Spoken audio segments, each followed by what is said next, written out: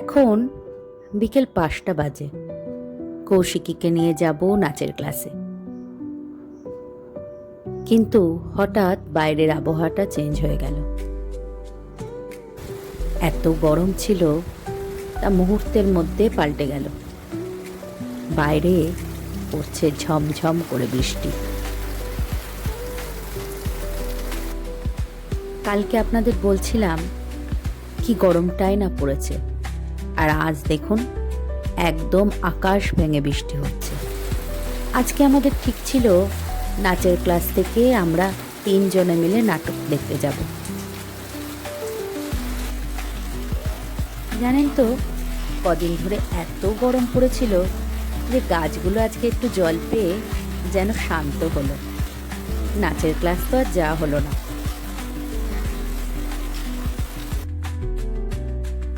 তাই ভাবলাম, যখন বেরোতেই পারলাম না, তখন কৌশিকীর বাপিকে 1 কাপ চা করে দিই। ও একটু কাজ করছে, 1 কাপ চা পেলে ওর ভালোই লাগবে। জানেন তো, আজকে ঠিক ছিল নাচের ক্লাস শেষ করে আমি আর কৌশিকী যাব নাটক দেখতে। নাচের ক্লাসে তো যাওয়া হলো না, তাই এখন একটু অপেক্ষা করে বৃষ্টিটা থামলেই 3 জনে একসঙ্গে বেরোবো নাটক দেখার জন্যে। এখন আর বৃষ্টিটা পড়ছে না, তাই একটু ছাদে এসেছি। বৃষ্টি থেমে যাওয়ার পরে আকাশটা কেমন দেখতে লাগছে তাই দেখার জন্যে। অনেকদিন পর ছাদে এলাম, জানেন তো।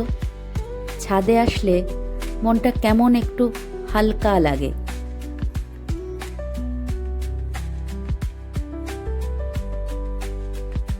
বৃষ্টি থেমে যাওয়ার পরে গাছের পাতায় যে জলগুলো জমে থাকে, সেগুলো যখন টুপ টুপ করে মাটিতে পড়ে, তার কিন্তু একটা আলাদাই শব্দ। আকাশটা একদম পরিষ্কার না হলেও চারিদিকটা দেখতে বেশ লাগছে। কখনো কখনো মনে হয়, জানেন তো, নিজের সেই ছোটবেলাগুলোতে ফিরে যাই সেই ছোটবেলার দিনগুলোতে, যেগুলোকে আর হাজার হাতছানি দিয়ে ডাকলেও আর ফিরে পাবো না। কালকের ভিডিওতে তোমরা অনেকেই কমেন্ট করে বলেছ, দিদি তোমার কাছ থেকে একটা অন্য রকমের ভিডিও পেলাম, খুব ভালো লাগলো তোমার এই ভিডিওটা। আর এই সুন্দর সুন্দর কমেন্ট পড়ে আমারও খুব ভালো লাগলো। এভাবেই তোমরা আমাকে ভালোবেসো, আর কিছুই চাই না।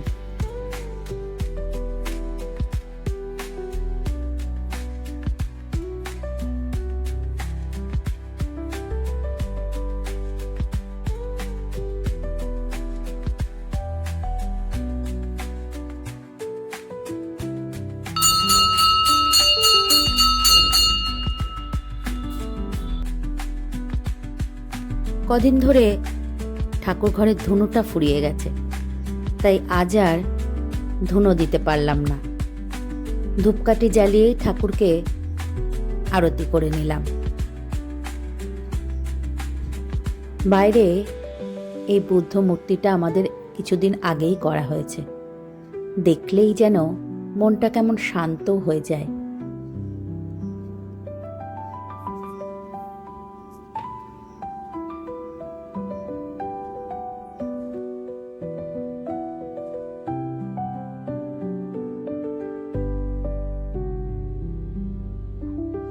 শাশুড়ি মাকে বলে আমরা 3 জনে বেরিয়ে পড়লাম, নাটক দেখতে যাচ্ছি। বহু বছর পরে আবার 3 জন একসঙ্গে, জানেন তো, নাটক দেখতে যাচ্ছি। আমরা যখন এসে পৌঁছালাম, একটা নাটক অলরেডি শুরু হয়ে গেছে।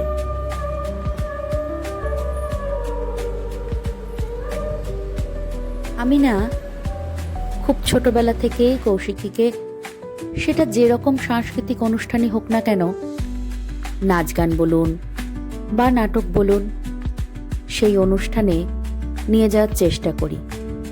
কারণ সেখানে গেলে ও অনেক কিছু শেখে, আর অনেক কিছু আমি ওকে শেখাতে পারি। তাহলে চলুন আজকের ভিডিওটা এখানেই শেষ করি। দেখা হচ্ছে আবার একটা নতুন গল্পের সাথে। বাড়ি ফেরার পথে রাতে খাবারের জন্যে মিষ্টি নিয়ে এসেছি। আর এই মিহিদানাটা না এখন পুজোর আগে প্রায় দোকানে পাওয়া যাবে। সবাই খুব ভালো থাকবেন, সুস্থ থাকবেন, সাবধানে থাকবেন। ভিডিওটা কেমন লাগলো অবশ্যই কমেন্ট বক্সে জানাবেন। ভালো লাগলে একটা লাইক দিয়ে দেবেন। দেখা হচ্ছে আবারও একটা নতুন গল্পের সাথে। ততক্ষণ সবাই খুব ভালো থাকবেন।